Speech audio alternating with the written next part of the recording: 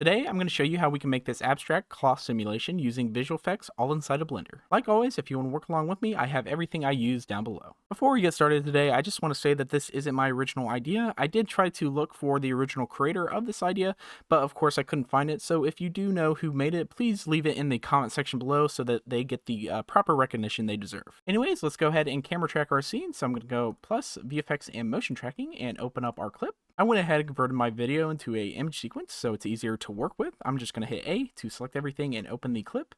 Let's bring these windows down so we can view the middle section easier.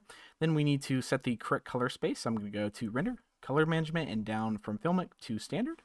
And now we can come up to the tracking settings and set the scene frames and prefetch our footage so that the playback is much smoother. Now I'm not going to be going over all the camera tracking settings. I actually have a dedicated tutorial focused on that.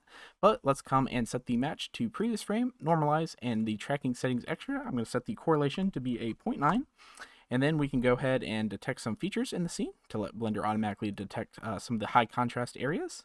Then we want some more markers, so I'm going to go ahead and set the threshold down to a 0.01, and then a distance of an 80, just so we have much more markers in our scene. And then we can go ahead and hold Control and T to track those towards the end of our footage. Once we've reached the end, we actually want to do the exact same thing and detect some more features, and instead of tracking forwards, we can actually track backwards. So to do that, Control Shift T, and that'll track to the beginning of our footage. But now that we have a set of markers at the beginning and end of our footage, I also like to have some in the middle. So I'm going to go to frame 90, detect some more features, and let's go ahead and Control T to track those forward. And then let's go back to frame 90 and Control Shift T to track those towards the beginning. Now that we have all of our tracking markers, let's bring this graph window down here. And basically, we're just looking for any outliers. You'll see that there's this one big green line right here that I just want to delete. And then there's also one little spike in here in the green that I also want to delete as well. So those are the only ones I really notice. Everything else that Blender can automatically kind of solve. So let's bring that down and let's go to the Solve chat tab. First thing I want to do is select the A and B keyframe, and that's going to be the range with the most amount of parallax. So I'm going to do 60, starting my frame range at 60, and then going into 120. That just gives us a 60 frame range that Blender will use to solve our scene. And then of course, let's refine everything and solve our camera motion.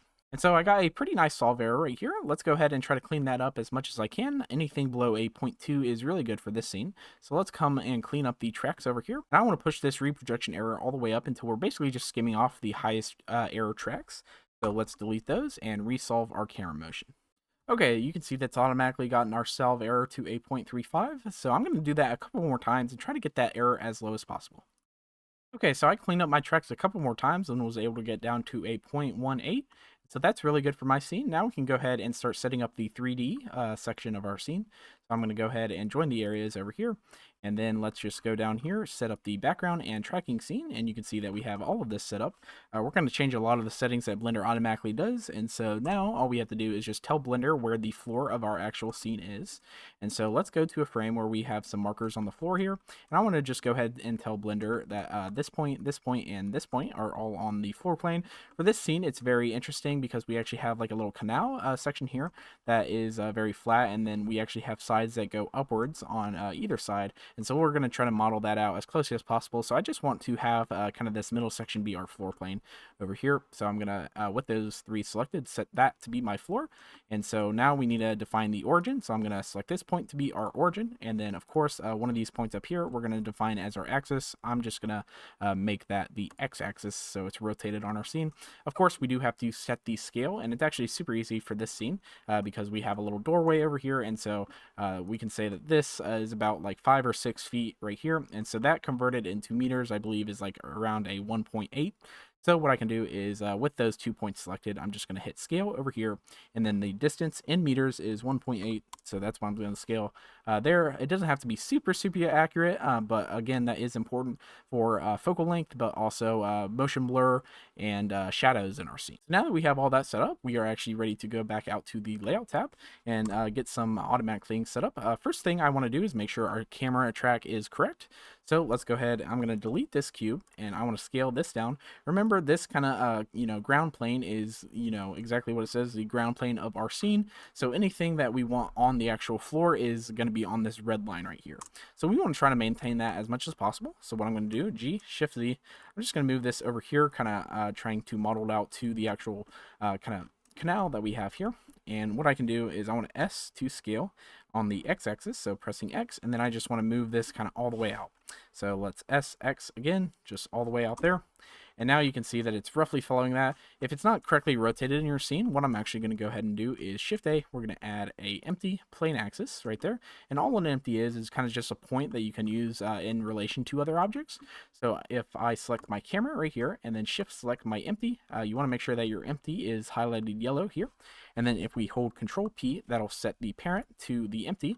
And so now if I move around the empty, it'll actually move around the camera, but it won't affect our actual camera track. And so all I want to do here is basically line up kind of my rotation to the middle canal area, just so we can make modeling a little bit easier for us in the future. So inside the camera view, I'm just going to hit R and then Z to rotate on the Z axis. And I basically just want to rotate so that the canal is kind of, in line with our actual plane. And so that looks pretty good. Again, it doesn't have to be super accurate since we're just going to be modeling out the scene to actually be our reflection and kind of collision object. One thing to note is that Blender automatically tries to correct for any lens distortion when we tell it to refine the radial distortion and all that stuff. So in order to get rid of that, since we don't want that in our actual final render, we can come up to the camera and just select that camera icon up there, go to the camera settings. I want to go ahead and go to background images that it automatically set up, and then we can uncheck this render undistorted. And if I check and uncheck that, you can see that it's basically just, changing the lens distortion settings of our actual camera view. And since we are actually going to model that out, that is very important because it'll slightly, affect where the wall is on the side. And so again, you just want that unchecked. And then while we're at it, let's go ahead and change the opacity all the way up just so we can see the background a little bit better. Okay, so now we're actually ready to model out our scene. Again, we want to model out our scene for two reasons. One reason is to actually provide some collision objects for the actual physics simulation that we're going to do. But another reason is because we're actually going to use some of the modeling to actually influence some of the reflections of our scene, since we're going to have a metallic looking ball. And so let's go ahead and select this ground object. We're just going to use this ground object for the default thing of the scene. So let's go ahead, and I want to go ahead and move this out. So GX, move that up there. I'm basically just trying to align it exactly where I have it right now up until the wall out there. And so now that we have that set up, we need to go ahead and model out the floor. And so again, as you see in our scene, we kind of have this middle section, which we've set to be our floor. But we also have kind of this raised kind of, thing that's feeding into the middle section. And so we have to keep that in mind. What I'm going to go and do is turn on the tracking points that Blender automatically tracked for our camera tracking. And so in order to see that, let's come up here and go into the display settings. I'm going to go hit motion tracking down here, and that's enabled all of our points in our scene. They're a little too big, so just for my sanity, I'm just going to decrease those a little bit, just so that they're tinier and more easy to work with. So now that we have that, let's go ahead and try to model out kind of this corridor. I'm not going to go too into depth of like modeling each individual hole and all that, since that would take me a long time. And honestly, we don't really need it for this specific physics simulation. And so let's go ahead and select this. You can hit Tab to go into edit mode up here. And then we need to go into edge select by hitting 2. And then you can also press the buttons up here if you want. And then we need to go ahead and, extrude those out. And so I'm going to hit E to extrude. I want to extrude on the axis, so the Y axis. I'm just going to extrude it out there. And we'll say it's roughly right there for now. Remember, this ground is a little bit raised up. And so what we need to do is let's actually go into the side view over here. And so the reason we actually enabled our motion tracking points is because we can use that as the reference for our actual ground. And so like I said, we set the middle part to be our ground. And then we basically have two sides kind of raising and, lowering into that middle section. What I want to do is I want to G and then Z. Shift that up, and you can see that there's a whole lot of mess over here. We don't have to be too precise since it doesn't really matter there, but basically I just want to raise that up so it's basically touching this wall area over here, since this is basically the wall tracking markers of our scene. And then I basically want to do the exact same thing but now with the other side. So I'm going to go back into the camera view, E, Y to move it on the Y axis. Let's connect it to the wall a little bit here. And then let's go back into the side view. To do that, by the way, I'm just hitting 3 on my numpad. I don't think I explained that before, but that's how I'm doing that. So I'll notice I went a little too far over here, so I'm just going to bring it back a little bit. So G, Y, move that like right there. And now, again, I need to move it up since both sides are kind of starting up high and then falling into that canal section, like I said before. So G, Z, let's just move that up roughly around there. Again, we can kind of guesstimate a little bit since it doesn't need to be super accurate for our scene. So now we have the basic floor kind of laid out. We need to, define where the walls are going to be. And so what I'm going to do is select both of our sides now, and then just E and Z. to move that up in the Z direction, and you can go as high as you want. I believe that there is, an opening up here, and so we don't have to, connect the top area. What I want to do though is you'll notice that we are running into a kind of wall over here. So let's go ahead and select all of these points right here. And now that we have all those, we can hit F on our keyboard to actually make a face here. And then we also want to close in the backside of our kind of, object here, because there would be a wall kind of behind the camera that we don't really see, but we can assume that it is there. So let's just hit F to close that area in as well. Okay, so that's basically it for the modeling. And now if you want to, I believe for my final scene, I went ahead and modeled out some of the more intricate areas, like I believe this little inlet right here, and also this little hallway. So you can totally do that if you want, depending on how complicated you want the actual physics simulation to be. If you want it to be kind of curling around this corner here, then that's totally up to you. But we're just going to keep it simple for this and just leave our straight hallway like that. Okay, so now's the time where we have to undo some of the things that Blender automatically set up from our camera tracking. So I'm going to go ahead and delete the background and foreground collection, and also the background view layer. These are just things that Blender automatically set up when we told it to set up a tracking scene. And then finally, we need to go into compositing and just delete some of these nodes, since we just deleted all of the view layers and collections. So let's plug the movie clip into the alpha over, and now we just have a very simple compositing scene. Okay, so let's go back out to layout view. This is where we want to start getting our rendered look. So let's go ahead, and for demonstration purposes, I'm just going to Shift A. We're going to add a mesh UV sphere. And this is actually kind of the wrong object that we're going to be using for this. I'll get into that in a little bit, but again, we're just using this to kind of get a shading of our scene. I'm going to right click and shade smooth so we can see that. And then basically what I want to do is I want to try to get all the materials made and all the lighting in before we worry about any of the physics simulations. So let's go ahead and worry about that. If I hold Z and go up to render view, you'll see that we have this default thing set up. We have a light that Blender automatically comes with. I'm going to go ahead and delete that, so we're starting from scratch. Now we are currently in the Eevee render engine, which is great for, fast render engines that look like games or anything like that where you need high FPS and fast render times. However, Cycles is the better render engine because it's actually a ray tracing render engine, and so it'll give us much more accurate results. And so we can set it to GPU compute if you have one. And then I will say this is going to be a pretty intensive scene for you Blender users, so you want to make sure that you have a pretty decent computer to be able to run this. Let's go ahead, and since we're in the kind of creative mode, let's go ahead and denoise the viewport, but not the final render. And then let's set the max samples for the viewport to be 64 and 128. These are kind of just like the best settings I use to get quick renders out. They're not going to be the most high quality, but since we're in that creative stage, I really care more about efficiency of renders rather than the good looking renders, since that'll allow me to make more decisions faster. And so we don't have any lighting set up, and also we can't see our footage anymore. So first thing we need to do is come down to film, and I want to turn on transparent just so we can see our footage again. And by default, this ground kind of object that we created was actually a shadow catcher. So if I go into the object properties down to visibility, you'll see it's set to mask shadow catcher. I'm going to turn that off for now just so we can work on the actual materials of the scene. You can see everything has a kind of default material right now, and so we need to actually update that first. And so let's select our ground material over here. I'm going to bring a new window out here, and then add a shader editor. I'm going to hit N to hide this little panel over here. And then we actually need to work on projecting our footage onto our actual ground layer that we had. Again, this is because we are actually going to use this object that we created as a reflection map for our actual UV sphere. And so let's go ahead and Alt-H to unhide everything. I want to add a new material. I'm just going to name this footage, but of course you can name it whatever you want. Now we're going to be using this as reflection, but also as a shadow catcher. And so with shadow catcher, you always need a printable BSDF. It's kind of just a thing inside of Blender. Without it, it actually doesn't get shaded by any of the lighting in the scene. And so let's go ahead and Shift A. I'm going to add a image texture node and plop that there. And then let's open up our footage. Okay, so here's our image sequence again. I'm going to hit A to select everything and open image.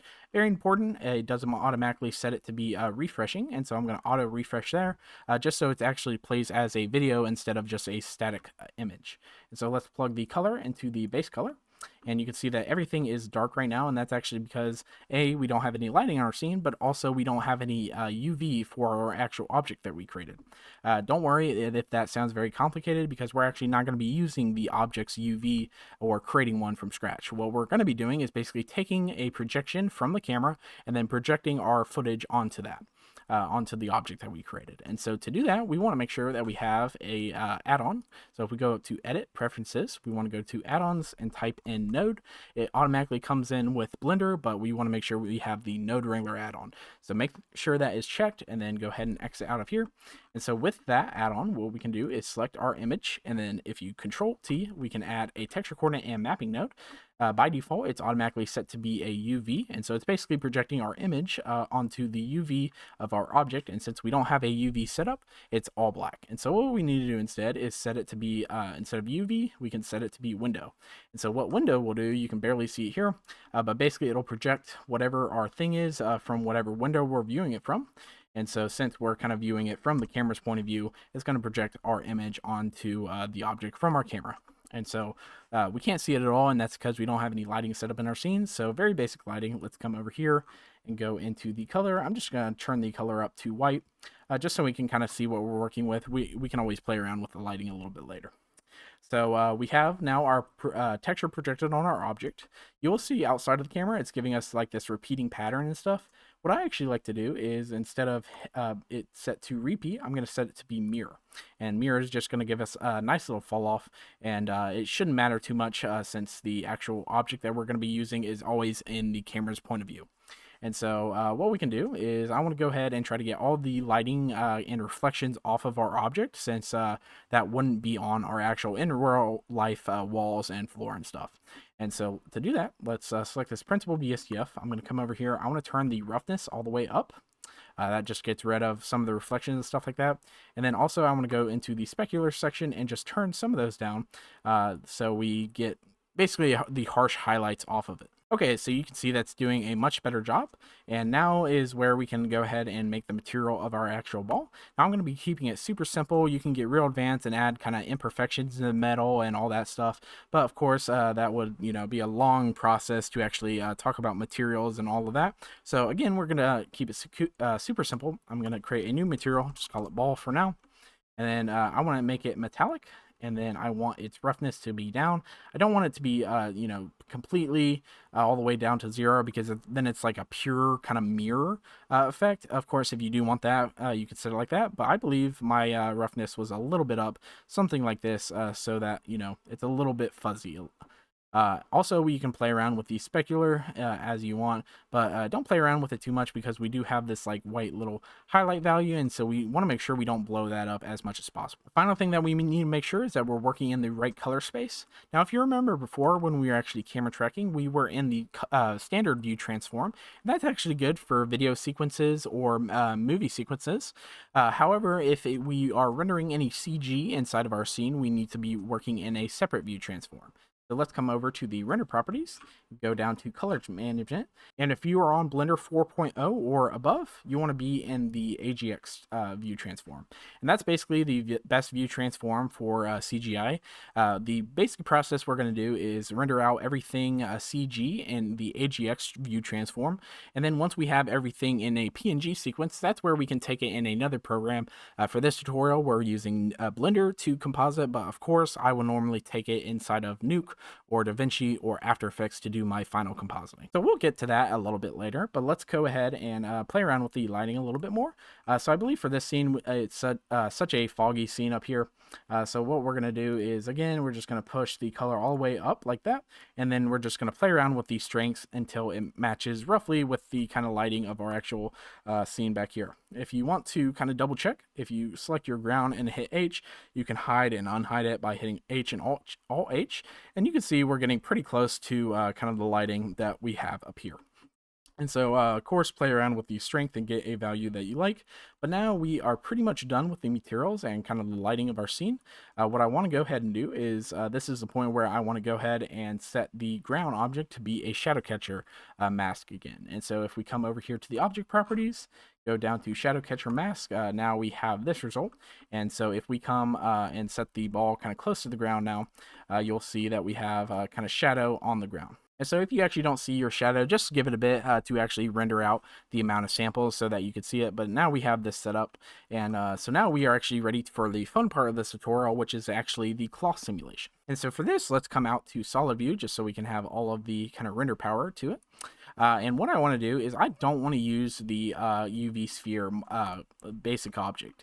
And the reason being, if I actually come out to the tab to edit mode, you'll see that we have all of these vertices up here kind of joining at one vertice at the top or whatever. And so if we were to do a cloth simulation, basically that one singular vertex is going to give us a lot of problems because all of these polygons have 4 corners, where all of these polygons up here only have 3. And so it's just going to be a crazy mess, and there's a super easy way that we can fix that. And so let's go ahead and delete our UV sphere.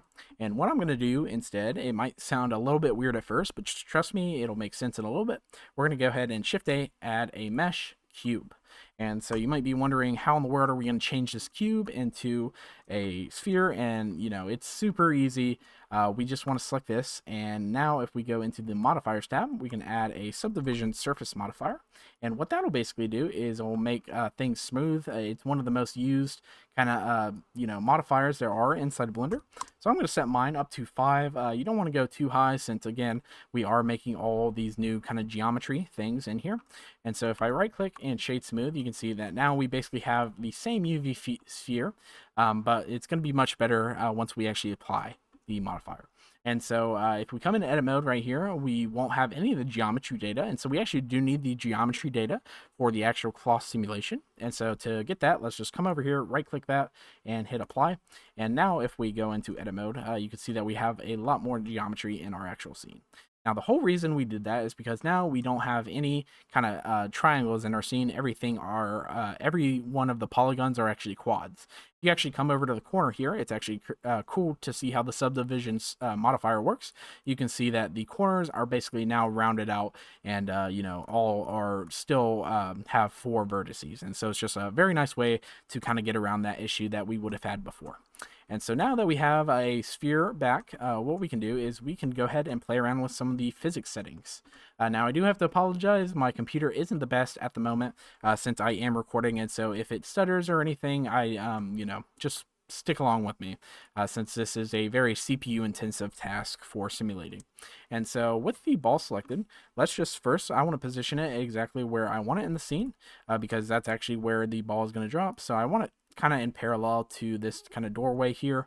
So something like that looks pretty good. Also the size, you want to pick the size that you want. And so that looks like a pretty good size for me.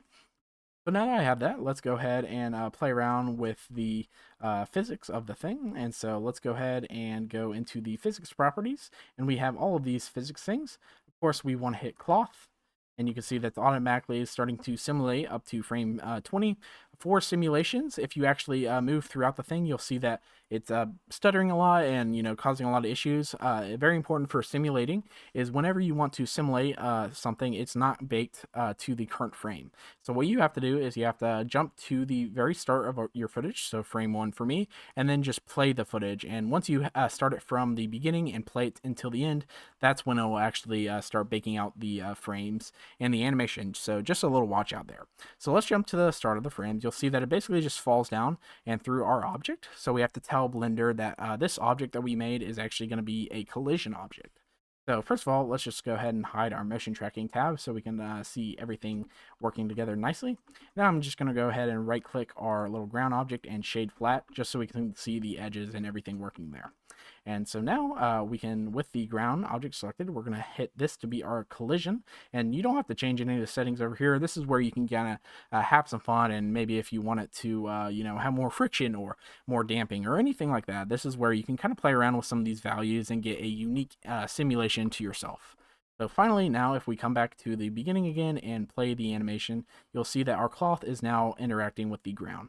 It is being very weird right now and kind of, bunching it up on itself and also shrinking. And so what we have to do is play around with some of these settings of the cloth simulation. And so the first thing that I want to do is I want to go ahead and make the collisions. I want to tell the cloth simulation to collide with itself. And so now if we select that and go to the beginning and play that, we can see that now it behaves much differently and bunches up much better and more like we actually want it to. You will see we are running into the issue where the cloth is kind of falling on the ground. I actually want this to kind of be more of a balloon effect or like a beach ball effect, and we're going to play around with some of the internal pressure to kind of get a pretty cool simulation and result. So first of all, let's come out here. I want to go up and we have this internal springs and pressure section. I'm just going to be dealing with the pressure section, but of course, for more complicated things and stuff, you can play around with this internal springs and get some cool results. So for the pressure, by default, I want to set it to, I believe, 1. We can set it like that. And so with that internal pressure, it's basically you can think of it as filling the balloon with air. And so you can see it's having a little bit of spring back in its step right here. And so that is a pretty cool result. Around frame 50, we'll say, I want to increase the pressure and make it basically inflate a lot, and thus it'll bounce up and, have some cool results there. And so at frame 50 is when I want it to start changing. And so I need to come over here and add a new keyframe. So I'm going to click this little dot beside, and you can see down here, it's basically added a new keyframe at frame 50 for our pressure. And so we'll say 15 frames later. So for that, it would be 65. We're going to say the pressure is going to increase to 10. And again, over here, you can see we haven't, set a keyframe. And so what we want to do is make sure every time that we want to make a change, we press this button over here to actually add a new keyframe. And so let's see what that's doing. Let's again go to the start of our sequence. Let's save the project in case Blender crashes at this moment, and then go ahead and play our sequence. Okay, so now we can see that it's basically deflated and has a very low pressure at the start, but now when it gets to our frame range, it basically bounces up a little and gets inflated a little bit more. Now this is where you can have some fun and play around with some different values. What I'm actually going to do is go back to 65, and I want to set this pressure up to something crazy. We'll try like 100. And then set a new keyframe. Remember, every time that you make a change, you always have to double click and add a new keyframe there. So now let's go to the start of the frame and see what that looks like. Okay, so now if I scrub through here, you can see it's again deflated, and then now it bounces way up and is much more inflated and even bounces a little bit afterwards. So that looks pretty cool. Now what I wanted to do is basically at the very end, I want it to kind of deflate a little bit and go back to its original form. So what I'm going to do is let's just come over here at like frame 110. We'll say we want the pressure to still remain at 100. And then we'll say 20 frames after that. So 130, it'll deflate to, let's say, 5. So not as much as we originally had it. Again, let's set a new keyframe here, and then let's go to start and let it bake all the way through. Okay, so now you can see that it basically inflates and bounces for a little bit, and then it deflates and basically just plops on the ground like a deflated ball. Now this is where you can get creative and of course play around with your scene, get a cool result, play around with some of the damping and stiffness and all that stuff, just have some fun with it, and I'll find that you actually learn more just by playing around with these simulations than anything. And so now that we have it basically how I want it to look, what we can go and do is bake it. And so what baking it means is basically rendering out the physics simulation so that we can have faster render speed, but also faster playback in our viewport. And so that all of the physics are the exact same every single time we play it. And so what we can do is with our ball selected, we're going to come all the way down here. There's this little section called cache, and that's basically, a folder that all the information is going to go into. You can, of course, add many different caches, calculate it into a disk drive if you have that. But what we're going to do is just save it as the default values. I want to set the end frame to be the end of my clip, so 193. And so we have that. Of course, if you do want the ball to kind of automatically be deflated at the start, you can, of course, set it to like -50 to give it 50 frames before the sequence actually starts for it to actually run the physics. I know that happens a lot with other physics simulations, but I'm just going to let it kind of start at the exact start of our frame. And so now when I have that, let's just go ahead and hit bake, and it'll run through the process of actually baking the simulation. Okay, so once that has finished baking, you can now see that if we scrub through our footage, we have much faster playback, and now if we do need to make any changes to the simulation, everything is grayed out. And so if you do, need to make any changes, say something fails or, isn't what you want, all you have to do is just come down here and delete the bake and change the settings that you want, and then rebake the simulation. It's a very intuitive process, so you'll figure out exactly what you need to do if you do need to do that process. Okay, so now that we have all that set up, let's go ahead and try to render out some different CG passes so we can actually composite everything back together and make it a realistic final result. And so let's go ahead and save our project again. You always want to be saving whenever you're doing this stuff, especially simulations. Simulations are very crash heavy, I find, inside of Blender. And so let's go back out to render view. I believe since we set our material to the UV sphere before, it doesn't have our metallic material again. So let's come over here. I'm going to just select it to be that ball material again. And so now we have this result. And so now let's come out to the compositing tab and let's render a image just to see what we're working with. Okay, so we have this result where we basically have our CG being combined on top of our footage. One thing to note is that our CG is super noisy right here, and that's actually to do with our render settings right now. I'll tell you how to get that out at the very end once we kind of separate everything. And so what I'll notice here is we basically, again, have our render layers being combined on top of our footage using a alpha over node and super basic scene setup. What I want to go ahead and do, if you remember before, we actually want to render out our CG from this file and then export that out into another file to actually use for the compositing process. And so I want to go ahead and separate my shadow from the actual ball, just so we have that flexibility so we can composite in the shadow separately from the actual ball. And so to do that, it's super simple. Let's come back out to the layout tab, and I'm just gonna move this window over here so we can see everything. Now we have this ground layer. This is basically gonna be what our shadow is gonna be casted on. And so what I'm gonna do is I'm gonna right click, add two new collections. The first one I wanna name ball, and then the second one I wanna name shadow. And so, of course, our cube is our ball, and so we're going to place the cube in the ball collection, and then the ground is going to be placed in our shadow collection. And so now that we have the two collections, we can turn them on and off. But again, that doesn't separate it in the actual compositing section. What we have to do there is actually create a new view layer. And so a view layer is going to be how we tell Blender what different paths we want for each of the different passes that we're going to render out. And so what we can do is go to the foreground view layer. I'm just going to name this to ball. And so we'll make a new view layer and make this shadow. And so now if we come out to compositing, what we can do is I want to select this render layers node, Shift D to duplicate that down. And down here, we can tell what view layer we want to actually be rendered. And so I'm going to come and select our ball and set that to be shadow. And so now we basically have the two separate view layers. However, both are still exact copies of each other. And so this is where we actually have to enable and disable the collections based on the specific view layer and tell Blender which ones we want on and which ones we want off, or any other settings that we want for our collections. And so first, for the shadow view layer, we can go ahead and tell Blender that we only want the shadow to be seen in our scene. And so to do that, let's come up here. I want to select this. This just gives us a lot of extra toggles that we can do. I want to toggle the indirect only on.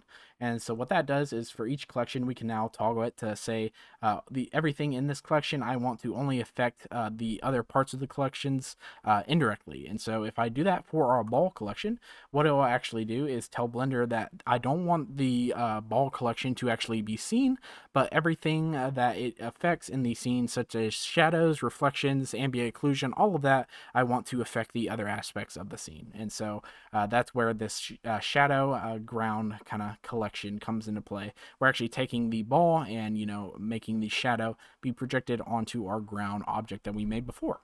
So now we want to do basically the opposite on our ball collection. We want to say that the shadow is indirectly affecting our ball. And so for this one, we'll notice that all of these shadows are gone. However, we're getting the ball still on our scene. And so now that we have that set up, let's come out here. What I do want to go ahead and do is denoise both of the passes. So let's come over here to the view layer properties. Let's go to denoising. I'm only going to be denoising the ball view layer because I'm going to be doing kind of a specific thing in compositing to denoise the shadow. And so let's come out to compositing again. You'll see if I enable the denoising data section, we have more data in the render layers node. So let's shift A. I'm going to add a denoise node, plug that into the image of our denoise node, then the normal into the normal, and the albedo into the albedo. And then, of course, now that we're in the step where we actually want to start rendering out things, this is where I can come back to my render layers section and go ahead and increase the sample count. I believe for my final render for the ball, view layer, I did a 512 sample count. Again, I just want the higher the sample count, the less noise is going to be in the actual scene. And so you just want to play around with it again. The shadow, I'm not going to denoise since I'm going to be blurring that in post. And so we basically have these two nodes set up like that. Let's go ahead and render out another image so we can see the two kind of separate from each other. Okay, so once that has finished rendering, we can go ahead and shift control and click the denoise node. And then you can see that we have our ball with a transparent background. So that layer looks good.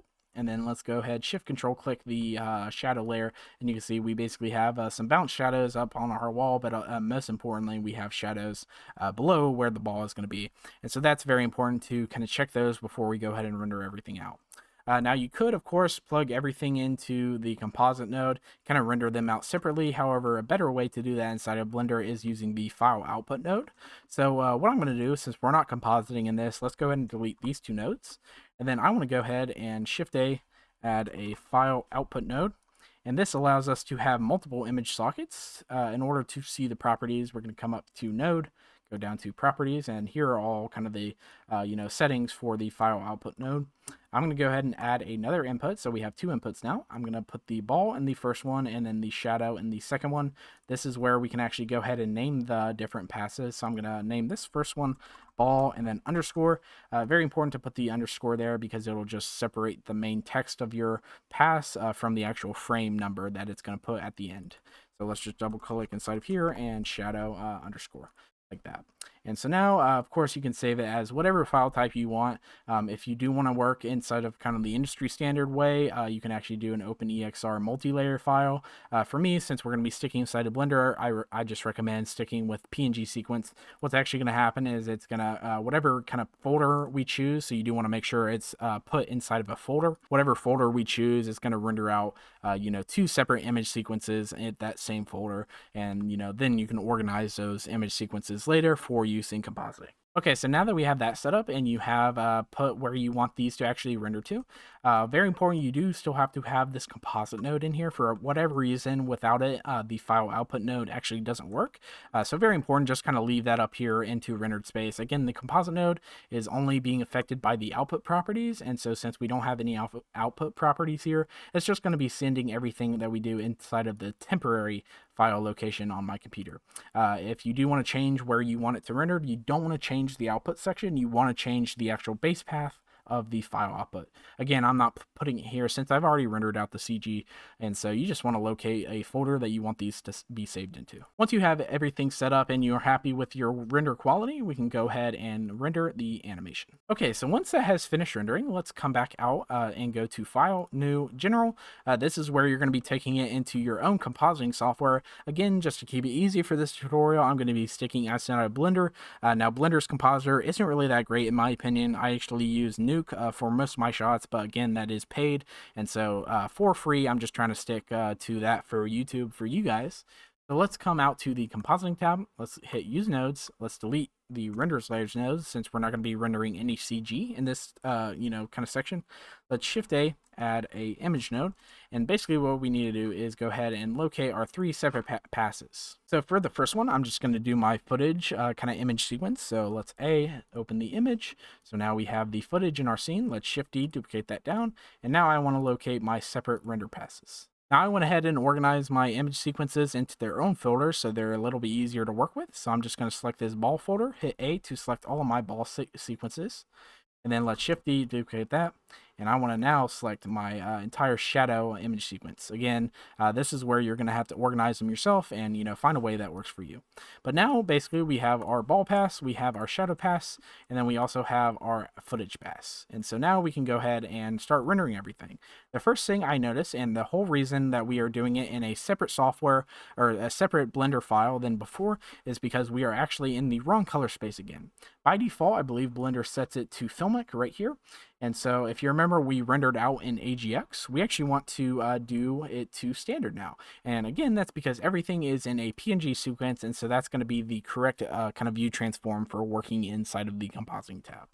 And so now what we need to do is we need a Shift A, add a alpha over node, just repeat what we kind of had before, and plug the ball into the bottom image socket. And then if you kind of zoom in here by hitting Alt V, we can see that there's this white kind of line around our ball, and that's actually because our ball pass is not pre-multiplied. All that means is that we have this alpha channel, and you can see the white areas here. What we basically need to do is multiply that white area with our actual image to get out that white line and stuff. Now what you could do is convert to pre-multiply, and that does a perfectly fine job of getting rid of that. However, if you're doing anything to the actual image beforehand, that is kind of the wrong way to work. So let's undo that. What I'm going to do instead is add a set alpha node and plug that into our stream. And now if we plug our alpha into the alpha section, what that's going to do is basically act as a pre-multiply node and do the exact same thing that that button does. But now we can do, have much more control of the actual compositing for our ball. Now, a good rule of thumb is whenever you're working with the actual color of the CG, you want to do that on the unpre-multiplied footage. And so you'll see that we have basically like a little layer here outside of our little ball. And so that's going to be what we're color correcting. And then at the very end, we're going to take the unaltered alpha channel and actually merge that over top. And so basically it's just a way to ensure that we color the entirety of all the pixels on the screen. If not, there might be some times where there's a little bit of a border that's not color corrected on the outside. And so to do that, let's come back out here.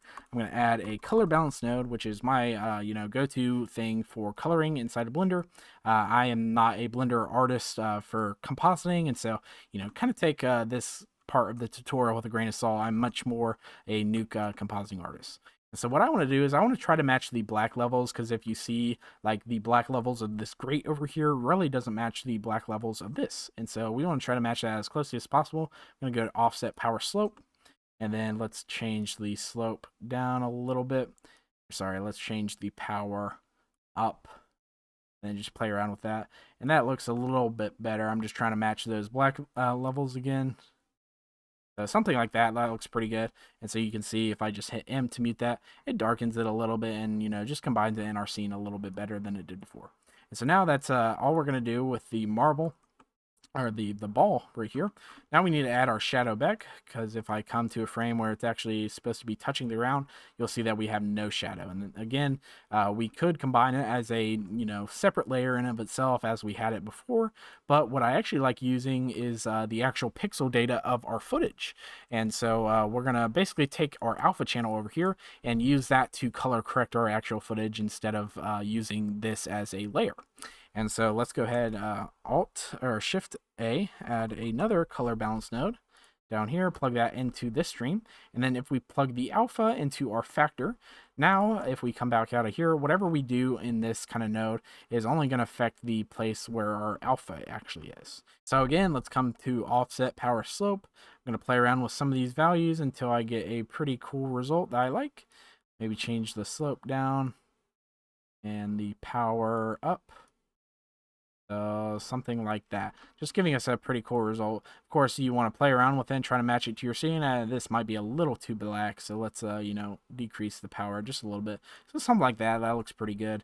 What I will notice is that our shadow is again very grainy, and this will take a lot of time for you to actually increase the sample count and all this stuff inside of Blender. Shadows are just very noisy inside of Blender. So what I'm actually going to do, since this is such a kind of overcast shot, and you know, the shadow is a very, very soft shadow. I'm just gonna Shift A, add a blur node, and just place that in here, and let's just increase the blur a little bit, and that will just blur all the noise. And so that looks pretty good. You can of course play around with the scene to your liking. What you might want to do is add some bloom with the sphere. So I'm going to add some glare into it, maybe make it fog glow, and change the threshold down something. You can see if I just like turn this on and off, it's basically blooming out some of the areas here and matching it into our scene a little bit nicer. So of course, this is where you can play around in the compositing section, get a result that you like. This is actually where I took it inside of Nuke and was able to match it much more accurately to the actual footage. And so finally, let's go ahead and render this out as a movie file.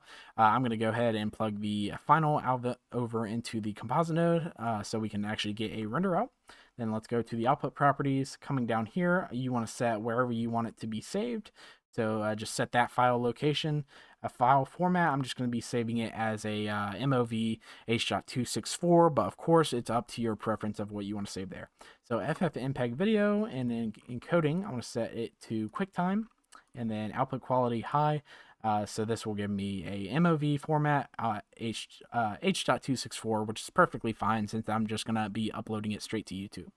So now that we have all this stuff with the file location and everything, let's first of all save our endpoint, so 193, and now we can finally render the final animation. Okay, so here is the final result that we got from this tutorial. Hopefully you guys got something similar and learned a thing or two on the way. Simulations are a really fun thing to play around inside of Blender and can definitely catch a viewer's eye. It's just all about playing around with some of the settings and getting a result that you really like. Anyways, if you made it this far in the video, I would greatly appreciate it if you consider liking and subscribing, as it would help me out with the YouTube algorithm. But anyways, thanks for watching, and I will see you in the next one.